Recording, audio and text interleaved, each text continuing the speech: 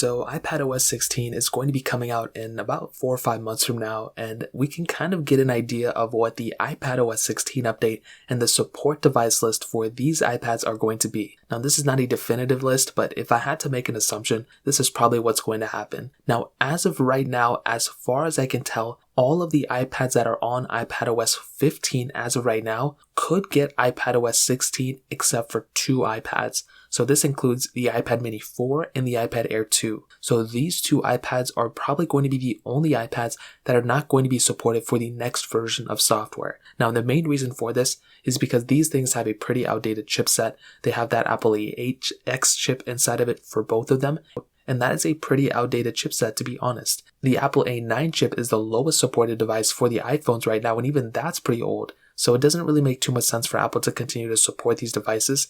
And in my opinion, this is the thing that makes the most amount of sense to me. I truly do see Apple pretty much ending support for the iPad Air 2 and the iPad mini 4. They ran, their course. They had a pretty good time as far as I can tell. But as of right now, it looks like that is probably going to be the ending spot for those iPads. Now, that pretty much covers up the iPads that aren't supported. Now, for the iPads that are supported, as far as I can tell, the iPad, for the base models, the iPad 6th generation and newer are probably going to be the iPads that are going to be supported for that next generation of software. So if you have the iPad 6, iPad 7, iPad 8, or iPad 9, then you are going to be getting the next version of software, which is iPadOS 16. So you shouldn't have to worry about that too much. And the main reason for this is because the base model iPad, 6th generation, has that Apple A10 Fusion chip inside of it, which is rumored to be that same chipset that's going to be coming, for the lowest supported iPhone 7. Now for the iPad Pros, this is another really, really complicated thing. From the iPad Pro 9.7 inch, which is funny enough because that's the same model that I use pretty much every day, the iPad Pro 9.7 inch model with that Apple A9X chip inside of it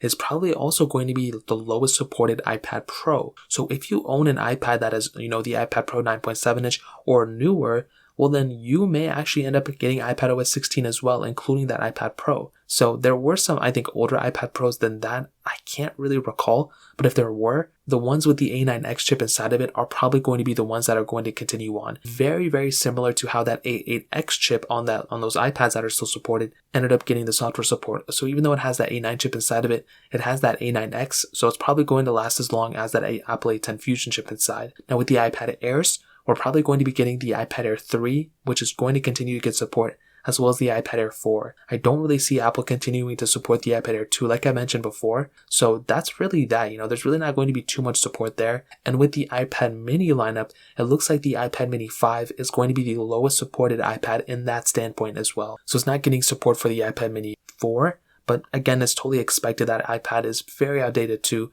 So with the iPad mini 5, it's going to be getting software support. And with the iPad mini 6, it's also going to be getting software support as well. It just came out. So in terms of that covers it up there. If you guys have any other questions or anything like that, let me know in the comment section below. Hit the like button, that'll mean so much, but definitely hit that subscribe button. More importantly than everything else, I love every single one of you guys. Hopefully I'll catch you guys in the next video. Peace out till then.